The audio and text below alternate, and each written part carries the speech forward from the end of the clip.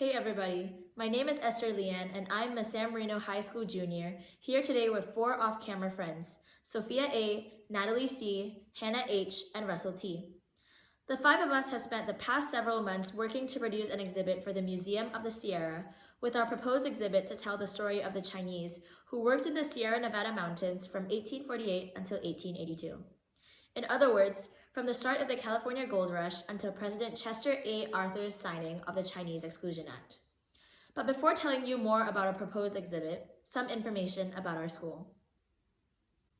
San Marino High School is a relatively small yet high-achieving 9th through 12th grade public school located 12 miles northeast of downtown Los Angeles, 7 miles southeast of the Pasadena Rose Bowl, and an easy walk from the Huntington Library, Museum, and Botanical Gardens. The school offers 5 sections of AP US History annually, and it's in response to an assignment in our 5th period APUSH class that Sophia, Hannah, Natalie, Russell, and I are now coming before you. As for the Museum of the Sierra, it's a small but relatively popular museum located in Shaver Lake, California, with Shaver Lake located about 300 miles southeast of the city of San Francisco and about 300 miles northwest of San Marino High.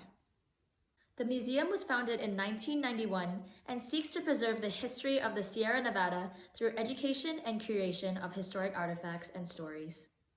The exhibit we're proposing will be organized chronologically, starting with 1848. That's the year in which the Chinese, for the first time, moved into the Sierras. In this regard, our exhibit will not only reveal that the Chinese first went into the Sierras, as just about everyone knows, in search of gold, but it will also reveal how they got there, the great success they had in finding gold, and how they were treated in terms of that success. This portion of the exhibit will close out with a story of California's Foreign Miners Tax Act of 1850 and the devastating effect it had on Chinese miners. From there, our exhibit will move to 1864. That's when the Chinese first began to work on the Transcontinental Railroad, with a good chunk of that work resulting in the creation of 15 tunnels that made it possible for the Transcontinental Railroad to cross the Sierra Nevadas. Then the exhibit will move to the year 1883, 1 year after the passage of the Chinese Exclusion Act, and the same year in which Chinese workers helped to build the 56-mile Tioga Road in just 130 days.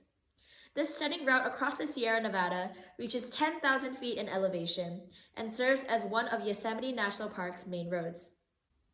Our proposed exhibit will close out with a brief mention of some of the other notable things the Chinese did in the Sierras from 1848 to 1883. Things such as the making of cigars, soap, candles, watches, brushes, brooms, glues, bricks, powder, whips, and paper bags. This portion of the exhibit will also briefly describe how the Chinese in the Sierras during this period of time served as lumberjacks, mill hands, ice cutters, and teamsters. Of all the great stories our proposed exhibit will reveal, the best one by far is the story of the Chinese Transcontinental Railroad workers and the digging of Donner Pass Tunnel No. 6. Donner Pass Tunnel No. 6 is located in the northern Sierra Nevada, and it is often called the Summit Tunnel. This tunnel is about 1,659 feet long, about the length of 3 football fields, and it is known as one of the longest tunnels in the High Sierras. The manual construction of this tunnel began in 1866 and lasted for over 12 months. It was primarily done by Chinese workers from Canton, China. The tunnel was constructed using powerful equipment like sledgehammers, black powder, and nitroglycerin. The entire building process of Tunnel No. 6 was very difficult because of the fact that the terrain consisted of many curves, and also workers had to be aware of a 30 feet elevation drop. Workers had to be extremely careful and typically made 14 inches of progress a day.